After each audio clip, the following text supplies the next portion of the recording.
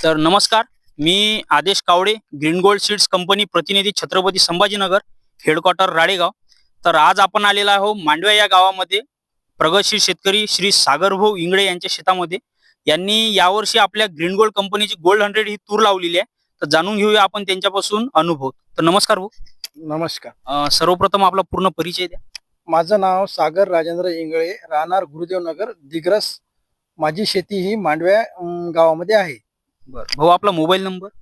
98 34 53 97 96. बरं भाऊ, आपण यावर्षी कोणत्या कंपनीची तूर लावलेली आहे? मी ग्रीन गोल्ड 100 नंबर ही तूर लावलेली आहे यावर्षी. बरं, तुम्हाला यावर्षी या तुरीमध्ये काय वेगळं वाटत आहे? या तुरीमध्ये वेगळं म्हणजे कसं, या वर्षी पाऊस खूप जास्त प्रमाणात झालेला आहे. तर पावसामध्ये बी हे तूर समजा कसं जळाली नाही.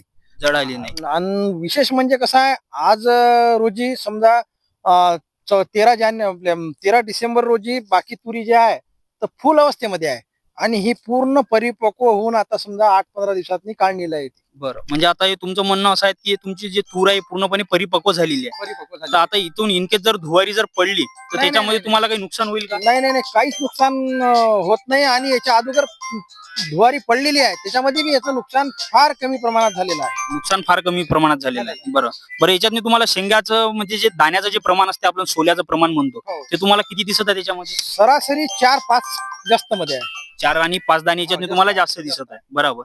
तर आता हे जो तुमचा जो एवढा प्लॉट आहे, याच्यामध्ये तुम्ही पॅकेट किती लावलेले आहेत पूर्णपणे? त्याच्यामध्ये मी 5 पाकिट लावलेले आहे समजा, जवळपास 2 एकरामध्ये. 2 एकरामध्ये 5 पॅकेट लावलेले आहेत. हो, हो. त्याच्यात तुम्हाला मरीचं वगैरे काही प्रमाण जाणवलेलं आहे? नाही नाही नाही, मरीचं प्रमाण कमी आहे. मरीचं प्रमाण कमी कमी आहे. आहे म्हणजे आहेच नाही. आहेच समजा नाही. ते जे काही झाडं आहे तर ते मागच्या वर्षी जी तूर लागवड लावलेली आहे आम्ही, तर हे पाहिजे ते मागच्या वर्षीची तूर आहे. हे सध्या फुलर अवस्थेमध्ये आहे आणि हेच झाडाला मर लागलेली आहे. अच्छा, मर लागलेली आहे. मर बरं ग्रीन गोल्ड मध्ये नाही आहे. बरं, तुम्ही यावर्षी ही तूर कशी काय निवडली? मी दरवर्षी ग्रीन गोल्डचं सोयाबीन लावत असतो. तर सोयाबीनची व्हेरायटी चांगली आहे. माझा कसं तुरीचा प्लॉट झाल्यानंतर मी टरबूजाचा प्लॉट लावत असतो. मला कसं जेवढं टरबूज लवकर होते लावणं तर तेवढं मग प्रयत्न करत असतो. त्याच्यामुळं मी एक ऐकलं होतं की सागर मोरे कडून की बाबा ग्रीन गोल्डची लवकर येणारी तूर आहे, भाऊ लावून पहा. तर त्याच्यामुळे मी लावली तर खरोखरच लवकर येणारी तूर आहे.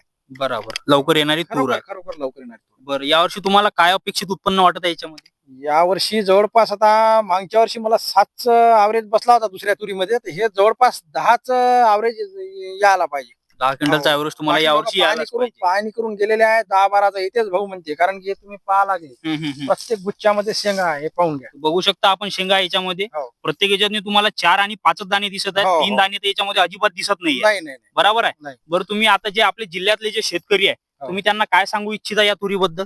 जिल्ह्यातल्या शेतकऱ्यांना आपण सांगू शकतो की कोरडवाहू शेतकऱ्यासाठी तर ही तूर वरदानच आहे. वरदानच आहे. कारण की पाणी गेल्यानंतर हे जवळपास 1.5-2 महिन्यामध्येच तूर येते. समजा हे डिसेंबर महिन्यात हे तूर कोणाचीच राहत नाही. बरोबर. डिसेंबर महिन्यात मोकळा होते. आणि विशेष तुम्ही प्रत्येक प्लॉट असा पाहणी करू शकता, हे पाहून घ्या. या भाऊ, म्हणजे आपण एका जागेवर 2 जागेवर नाही आहे. ते तूर पाहू शकता आपण. संपूर्ण प्लॉटच असा आहे भाऊचा बसलेला. हो, हे पूर्ण प्लॉट पाहून घ्या तुम्ही. पूर्ण प्लॉट झोपलेला आहे खाली, ते जमिनीला टेकलेला प्लॉट आहे.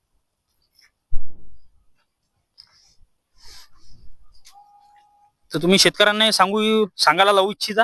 हो हो, बिलकुल, जरूर. त्यांनी लावायलाच पाहिजे. जरूर जरूर लावायला पाहिजे. चालते. धन्यवाद सागर भाऊ. तरी लावून, हो. ओके, चालते. धन्यवाद भाऊ.